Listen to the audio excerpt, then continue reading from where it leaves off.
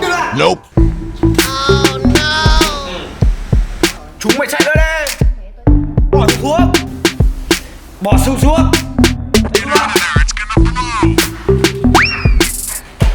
Come on, buddy. Let's go. Nhanh lên.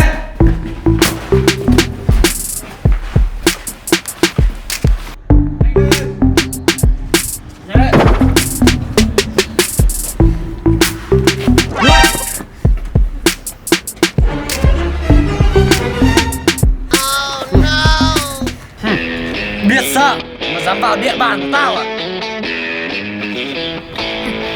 Có giỏi thì bọn mày giết tao đi.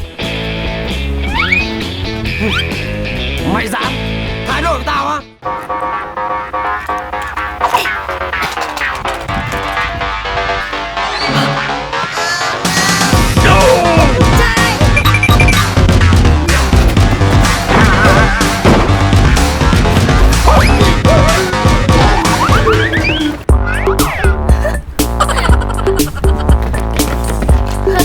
Với quả lựu đạn đồ chơi rồi cũng sợ.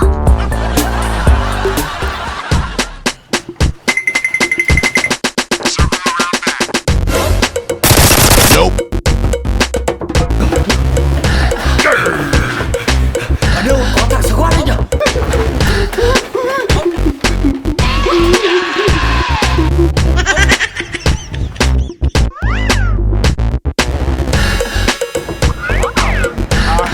Thằng kia ngu, ra giết nó trước.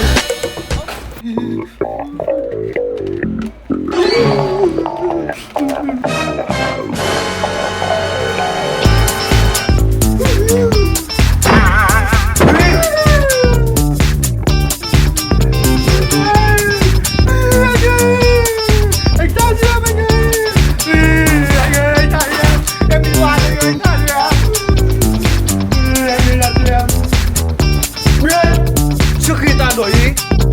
Anh ơi, em biết rồi anh ơi.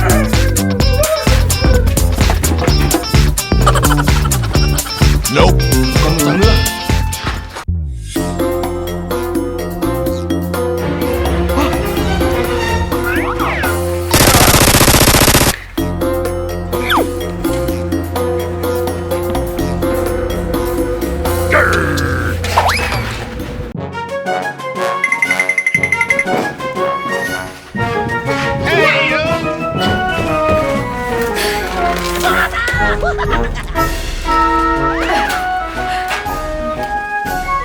Let's go.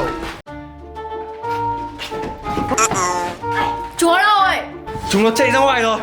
Đi thôi. Okay.